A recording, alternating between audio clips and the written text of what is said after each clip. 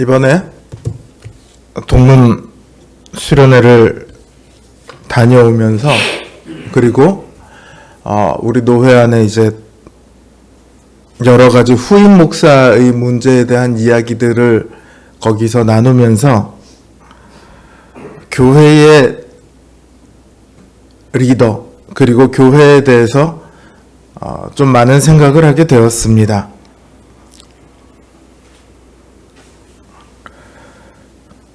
요즘 교회가 많이 힘이 들죠. 큰 교회는 큰 교회대로 힘들고 작은 교회는 작은 교회대로 힘이 듭니다. 이렇게 힘들 때일수록 교회는 리더십에 대해서 생각하게 됩니다. 리더십이라는 말은 한 10여 년 전부터 많이 돌아다니고 있는데 이제 특별한 말이 아니고 익숙한 말이 되었죠. 리더가 갖춰야 할 덕목 같은 건데 교회 안에서는 리더십 그러면 교회를 다스리는 목사, 장로, 재직들을 일컬어서 리더십이라고 표현하기도 합니다. 이분들은 협력해서 교회를 세워나가야 하는 분들이죠. 근데 실제로는 이분들 사이에 갈등이 발생합니다. 교회에서 갈등이 발생했다, 다툼이 났다, 분쟁이 생겼다 그러면 일반 성도들 사이에 물론 조금만한 그런 갈등들은 있을 수 있지만 그거는 큰 불로 일어나지 않아요. 그러나 재직들 사이에 혹은 장로들 사이에 목사와 재직 사이에 목사와 장로 사이에 갈등이 생기면 그때부터 교회가 난리가 나는 거죠. 교회가 갈라집니다. 교회가 분열돼서 없어지기도 하고요. 이 교회에 있던 사람들이 나 이 교회 안 다녀 그러고 다른 교회로 옮기기도 합니다.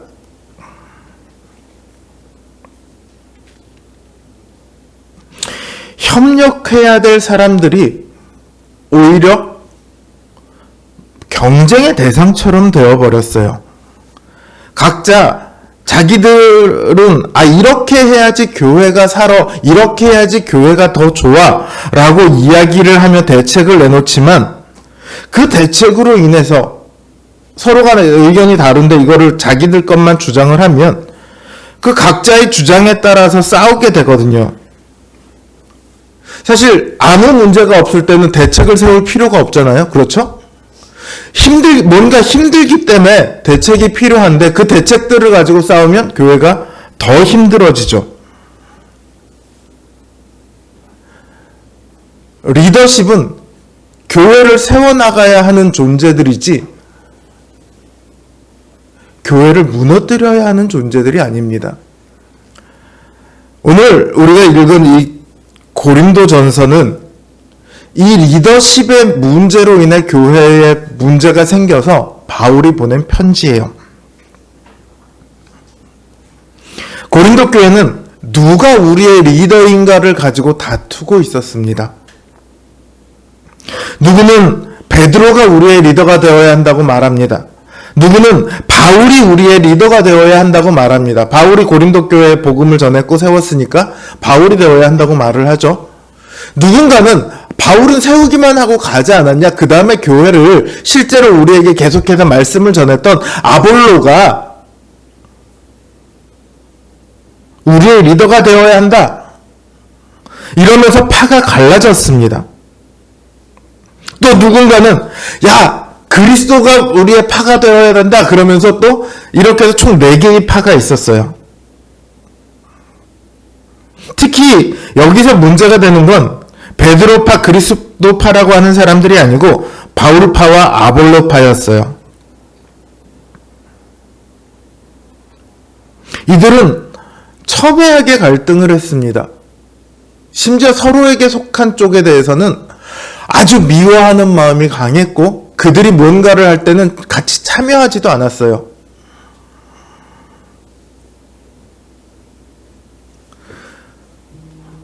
만약에 여러분이 고린도 교회에 지금 계셨다면, 고린도 교회의 성도셨다면 누가 교회의 리더가 되어야 된다라고 생각하셨을까요? 바울이었을까요? 아볼로였을까요? 이거 어떻게 보면은요, 교회들이 왜 교회를 세운 설립 목사님이 있고 후임으로 오신 목사님이 있거든요. 말하다 보니까 딱 우리 교회인데요. 자, 여러분은 권호일 목사님 파입니까? 조은호 목사님 파입니까? 마치 이것처럼 돼버렸어요. 저는 그래서 권호일 목사님께 참 감사해요. 바울파냐 아볼로파냐, 이걸 가지고 너무도 첨예하게 싸웠어요. 근데 바울은 이 편지에서 자기가 리더가 되어야 한다 이렇게 말하지 않습니다. 그렇다고 아볼로가 리더가 되어야 한다 이렇게도 말하지 않습니다. 오히려 이런 것으로 다툼을 하는 너희는 신령한 사람이 아니다 이렇게 말을 해요. 고린도 교회 사람들은 자신들이 성령의 은사를 가졌고 또 설교자들을 평가할 수 있는 수준 높은 그리스도인이라고 여겼습니다. 하지만 바울은 1절에서 뭐라고 얘기하냐면 내가 신령한 자들을 대하는 것 같이 너희에게 말할 수 없다 이렇게 말해요. 그러면서 밥으로 너희를 먹이지 않고 저주로 먹었다 이렇게 말을 하죠. 여기 밥이라고 되어 있지만 원어를 보면 고기예요. 젖과 고기의 차이는 내용물이 얼마나 알차고 영양분이 많으냐 이 차이가 아니에요. 내용은 동일해요. 다만 그들이 알아듣기 쉽고 단순하게 복음의 전도라는 방법을 사용했는가, 그렇지 않으면 보다 더 심오한 방식으로 말했는가 그 차이입니다. 사람들이 바울에 대해 깎아내리고 아볼로를 리더로 따른 이유가 그 설교가 세련되지 못하고 단순했기 때문이거든요. 근데 바울이 이들에게 설교를 할 때는 교회가 세워질 당시입니다. 교회가 이제 막 세워져야 할 때, 아직 전혀 복음을 알지 못할 때 복잡하게 말할 필요가 없어요. 우리가 만약에 전도를 할 때 누군가에게 가서 칭의가 어떻고 성화가 어떻고 영생이 어떻고 심판이 어떻고 뭐 이런 거 다 얘기하면 알아듣나요? 잘 몰라요. 예정이 어떻고 뭐 선택이 어떻고 이래가면 더 복잡해져요. 알아들을 수 있는 수준만큼 딱 그렇게 말하는 거죠. 바울은 너희의 수준이 그 정도이기 때문에 내가 그렇게 설교를 했다라고 말을 해요. 그러면서 지금 너희가 하는 모습을 보면 너희의 수준을 알 수 있다. 봐라. 지금도 너희는 신령한 자가 아니라 육신에 속한 행동을 해서 시기와 질투로 당파를 만들지 않았느냐. 너희는 그때나 지금이나 여전히 성숙되지 못했다. 착각하지 마라. 너희가 이렇게 행동하고 있는 것은 너희가 육에 속한 사람이라는 증거다. 바울은 그들의 지금 현재 위치를 말해줍니다. 자기들은 이제 바울과 아볼로를 평가하고 판단할 수 있는 수준이라고 생각하지만 전혀 그렇지 않아. 여전히 젖을 먹어야 되는 수준이라는 거예요. 젖을 먹는 아이가요. 엄마, 강강술래 여기 고기가 맛있다고 하던데 거기 갈까? 그랬더니 쌍둥이인데 또 다른 아이가 똑같이 젖을 먹겠죠. 얘가 아예 강강술래보다 그 건너편에는 여기 청화정이 더 맛있던데? 고기 맛도 모르는 젖 먹는 아이들이 그걸 어떻게 알아요? 지금 그러고 있는 거예요. 고린도 교인들이 지금 바울과 아볼로를 판단하고 있는 것은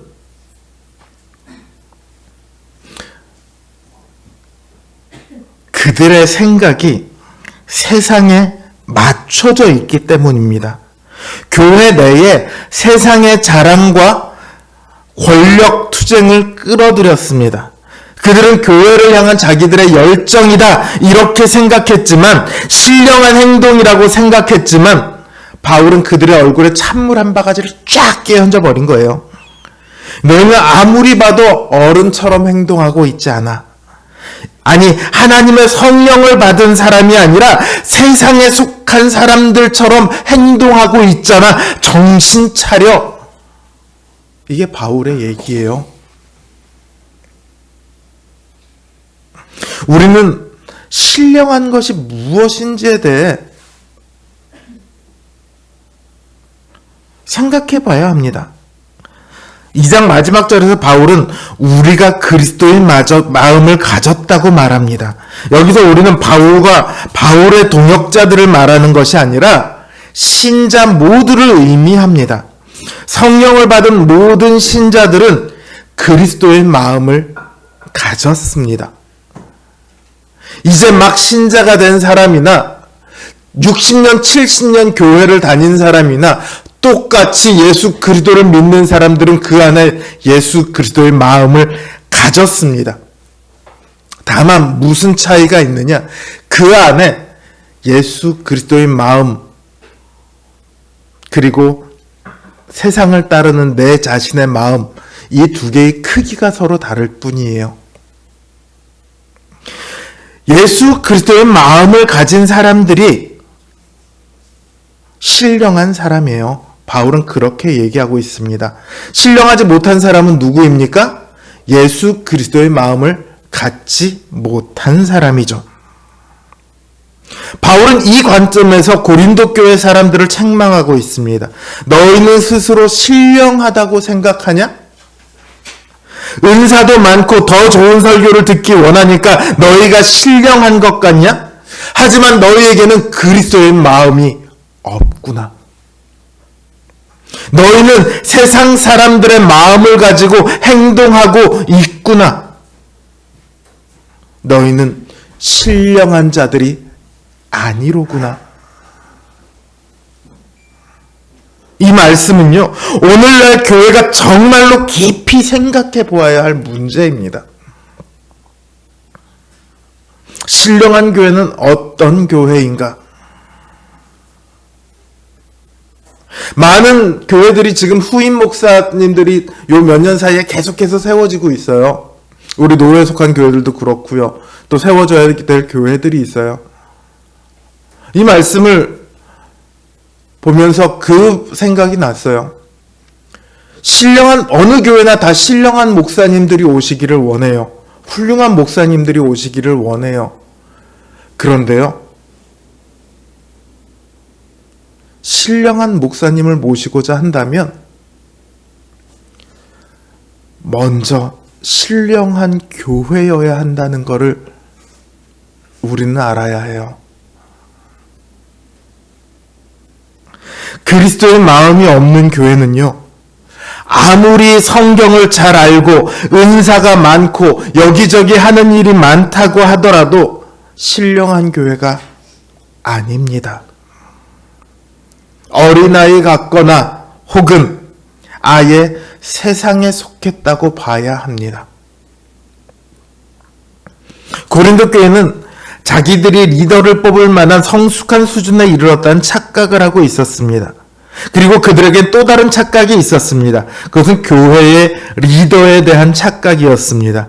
그들은 교회의 리더란 자신들을 이끌어가고 또 좋은 설교를 해주고 자신들의 믿음을 자라게 할 선생이요 인도자다, 이렇게 생각을 했습니다.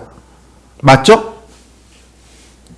교회의 목사를 뽑을 때 우리들에게 좋은 설교를 해주고 우리를 잘 이끌어가고 우리의 믿음을 자라게 할 그런 사람, 최고의 목사 아닙니까? 그런데 바울은 다르게 얘기를 하죠.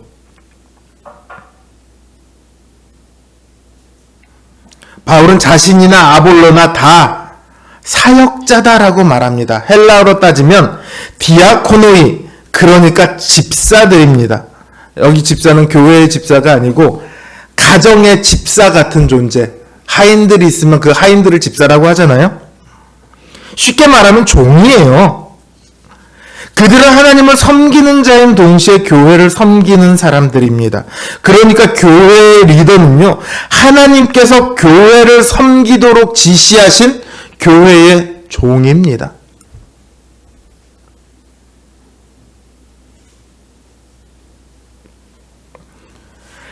아볼로나 바울은 동일한 사람이 아닙니다. 그러니까 행동하는 방식이나 말하는 방식이 서로 다릅니다. 또 다른 시기에 있었기 때문에 가르치는 것도 서로 다를 거예요. 그게 바울이 말하는 자기는 씨를 뿌린 거고 아볼로는 물을 준 거예요.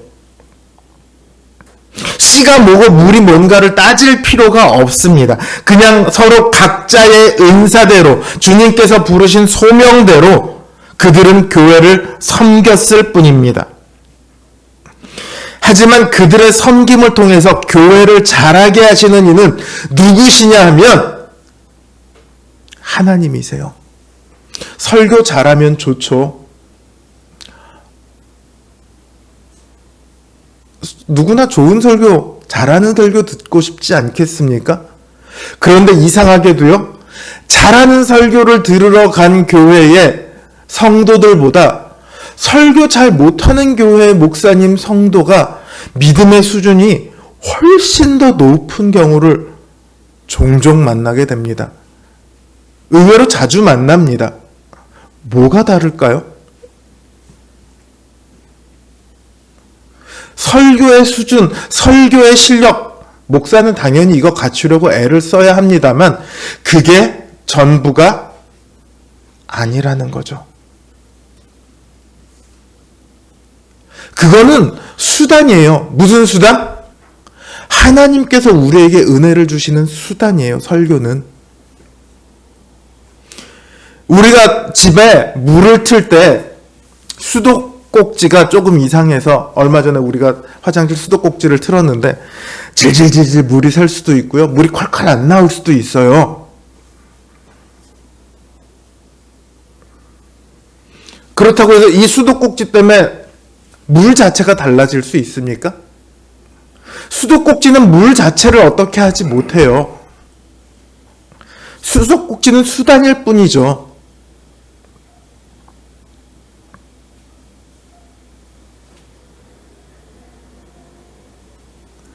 하나님을 알고 믿고 믿음이 자라게 하는 것은요, 목사가 못합니다. 그것은 성령님께서 하시는 일이에요. 제가 아무리 성경 연구를 일주일에 100시간, 200시간을 한다고 해도 제 힘으로는 할 수 없는 거예요. 그래서 수많은 명설교자들이 후배 설교자들에게 뭘 가장 먼저 부탁하냐면 너희는 설교하기 전에 기도부터 해라. 너희의 설교를 듣게 될 그 사람들을 놓고 기도부터 해라.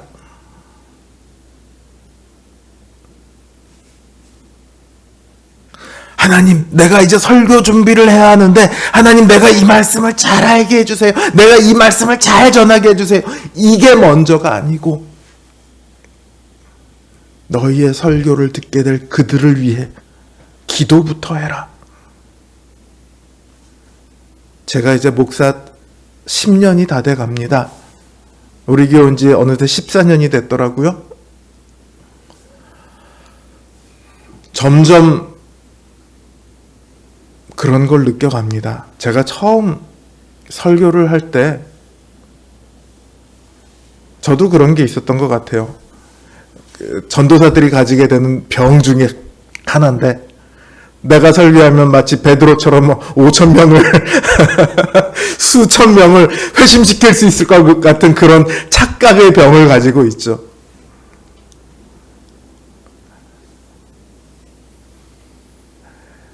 목회를 오래 하신 분들일수록 내가 할 게 기도밖에 없더라. 그 말씀들을 하시는 게 이제 조금씩 실감이 나고 있는 것 같아요.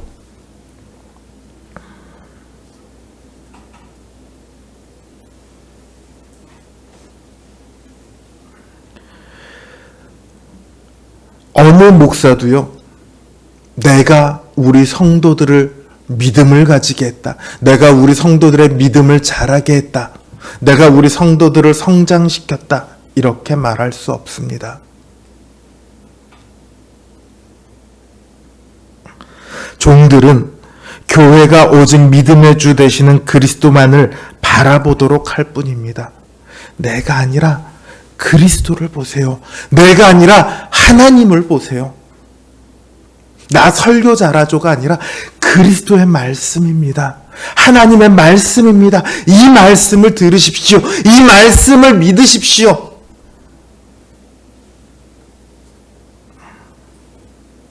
바울도 아볼로도 주님의 종으로서 자신들이 아닌 그리스도를 바라보게 한 사람들입니다. 그들은 자신을 추종하는 당파를 만들고 싶은 생각이 1도 없어요. 그저 그곳에 교인들이, 그곳의 백성들이 구원을 얻기 위해 예수 그리스도를 믿고 나아가 믿음 안에서 성숙한 자리까지 성장하기만을 바랄 뿐입니다. 그를 위해서 늘 기도하고 그를 위해서 늘 말씀을 전하는 거예요. 그것이 바로 신령한 목회자가 가져야 할 목표죠. 이러한 종들의 사역을 통해 하나님은 신자들을 그리스도인으로 계속해서 성장케 하십니다. 그리스도인 지도자들은 아무것도 아니라는 게 아니에요. 그들의 수고는 마땅히 존경받아야 합니다. 그러나 분명히 알 것은 그들이 행한 것은 아니에요. 그래서 그들이 우상화되어서는 안 됩니다. 저는 한국교회 안에 지금 목사들을 우상화하는 이 문제가 매우 심각하게 나타나고 있다고 생각합니다. 어떤 교회를 가보면 목사님 박물관도 있어요. 교회 안에. 그게 말이 됩니까? 하나님이 그 아들 예수 그리스도를 내어주심으로 세운 교회인데 그 영광을 자기가 찬탈하고 있는 거잖아요. 성도들이 하고 싶다고 제발 하게 해달라고 애를 써도 목사가 나 그거 하면 나 여기 못 있습니다. 나갈랍니다. 이래야 되는 거예요.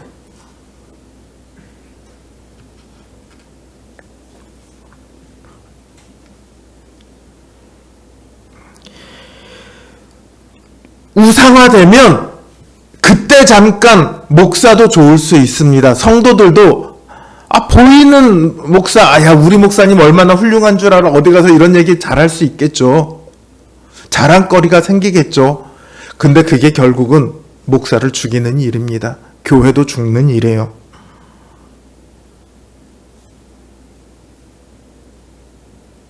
바울은 8절에서 자신과 아볼로가 일반이다라고 말합니다. 일반은 수준이 같다 이런 얘기가 아니에요. 우리가 동격이다 이런 얘기가 아니에요.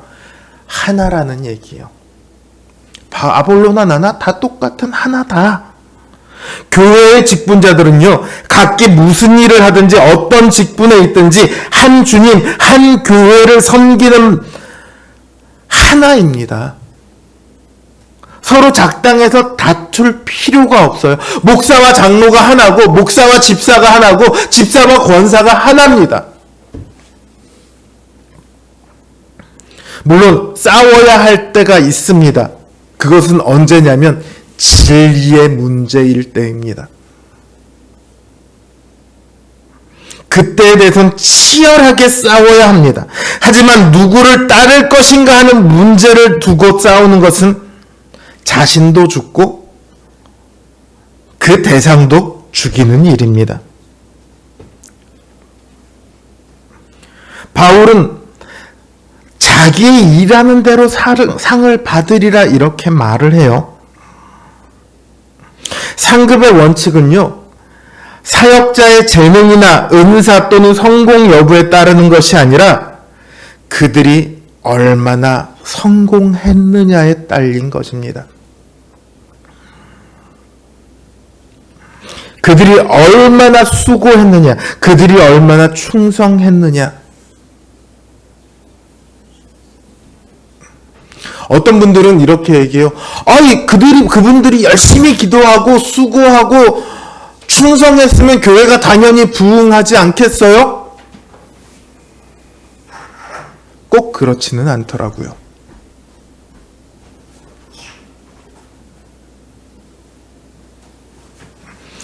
지금 바울이 말한 자기의 일하는 대로 상을 받으리라 이 원칙은요,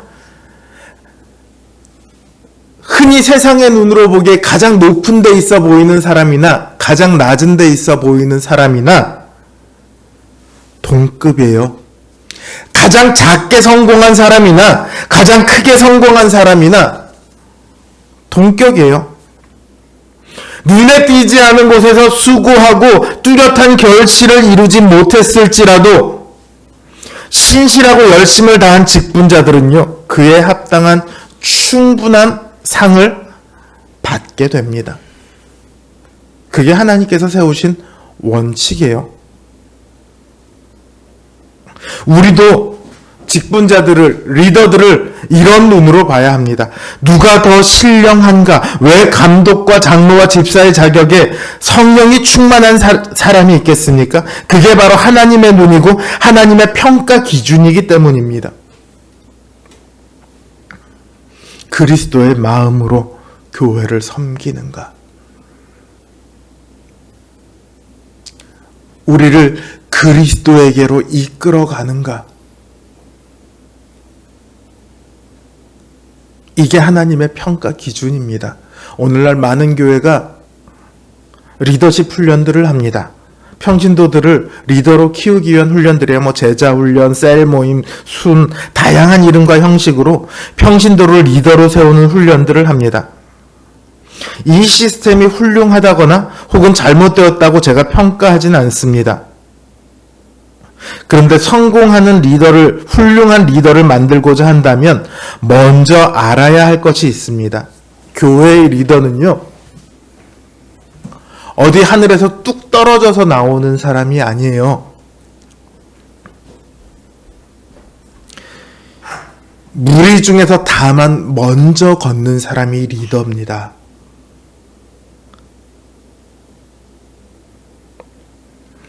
리더는 목자가 아니라 양 중에서 앞장서서 목자를 따라가는 선도 양입니다. 양으로 따지자면. 양 제일 앞에 한 마리가 이쪽으로 방향을 틀면 그 다음 양들도 따라서 방향을 틀거든요. 그 제일 앞에 서 있는 양이에요. 그게 바로 리더예요.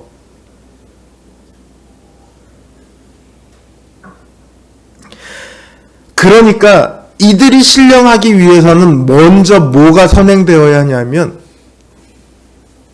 뭐가 전제가 되어야 하냐면, 그들이 출발한 그 무리가 신령해야 돼요. 신령한 무리에서 신령한 리더가 나옵니다. 제가 이런 말씀을 들은 적이 있어요. 어떤 목사님이 새로 교회에 부임했습니다. 새로 갔으니까 복음을 열심히 전합니다. 어느 날 한 장로님이 와서 그러더래요. 목사님, 우리 전임 목사님 때부터 그 복음 이야기는 수도 없이 들어봤습니다. 이제 우리가 이 세상에서 어떻게 하면 더 부유하고 성공된 삶을 살 수 있나, 그거나 좀 말해보세요.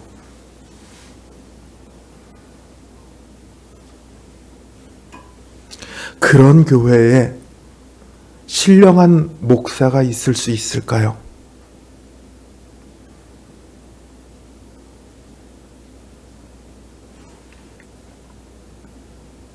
교회가 복음을 떠나서 세상과 타협하면요, 그들의 리더들도 똑같아요.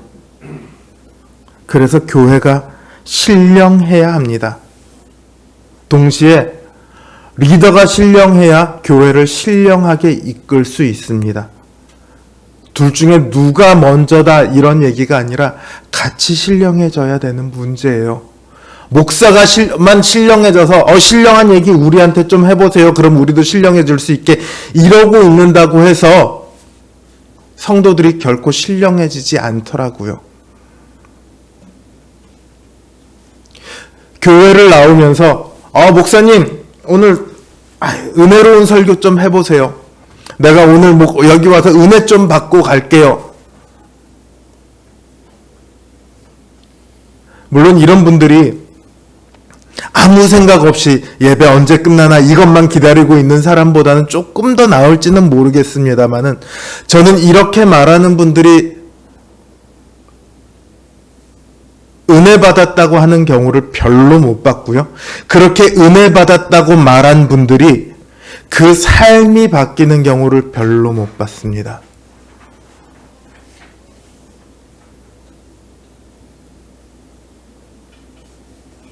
내가 먼저 하나님의 말씀을 들을 준비를 하고 온 사람들은요, 목사의 설교가 때로 조금 소위 세상 사람들이 말하는 표현으로 좀 허접하게 들릴지라도 그 안에서 충분한 은혜를 누리고 갑니다. 그 안에서 충분히 하나님의 뜻을 깨닫고 갑니다. 그 삶이 변해요. 그런데 오늘 우리 목사가 나한테 은혜 좀 끼칠 수 있을래나? 이러고 오면 은혜 받을 준비가 하나도 안 되어 있는 거죠. 하나님의 말씀을 듣고 싶은 생각이 전혀 없는 거죠.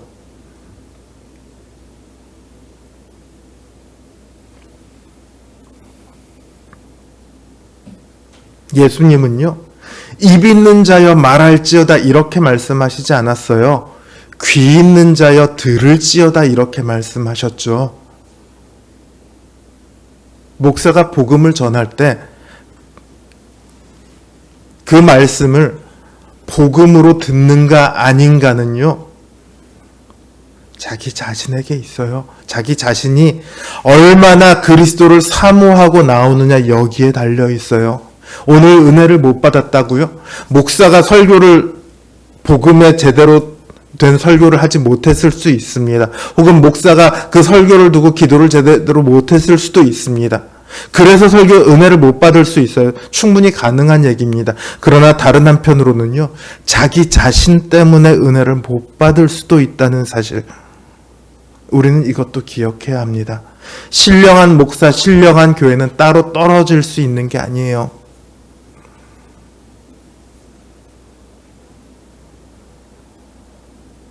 누가 먼저의 문제가 아니고 누가 먼저 신령해질 것인가의 문제가 아니라 리더나 교인들이나 모두가 다 신령하게 서 나갈 때 신령한 교회, 신령한 리더가 세워지는 겁니다.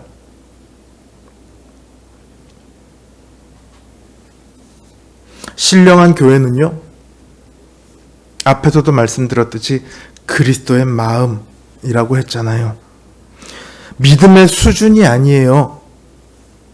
믿음의 방향입니다. 그래서 저는 우리 교회가 너무 좋습니다. 어디 가면 우리 교회 참 좋다라고 말을 많이 해요. 우리 교회가 어느 것 하나 부족함이 없이 뛰어나서 제가 자랑하는 게 아닙니다. 그래서 제가 좋아하는 게 아니에요. 여기 있는 저부터도 너무 부족한 게 많거든요. 그런데도 부족한 사람을 좋아해 주시고 사랑해 주십니다. 또 서로를 향해 때로 상처를 주고받고 토라지기도 하지만 그래도 서로를 위해 걱정하고 사랑하고 기도합니다. 그래서 좋아요. 훌륭한 사람들이 많아서 좋은 것이 아니라 보통의 우리들이 서로 격려하고 위로해가며 하나님의 뜻을 따라 살아가려고 애를 쓰기 때문에 그래서 좋아요.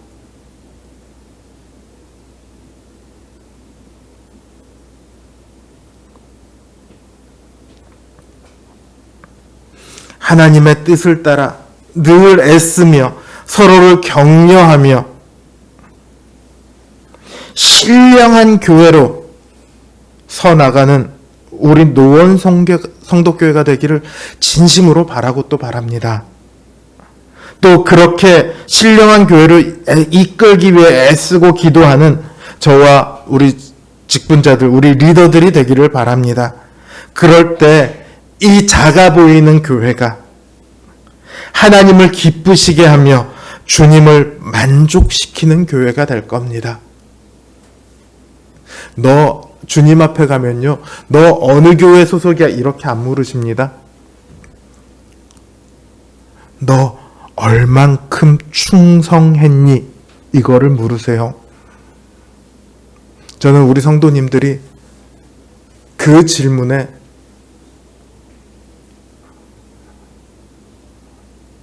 당당하게, 주님, 저는 제 인생 모든 걸 다 걸고 충성해서, 이렇게는 못할지라도 아무 말 못하고 한 게 아무것도 기억이 안 나서 아무 말 못하고 있는 그런 사람이 아니기를 바랍니다.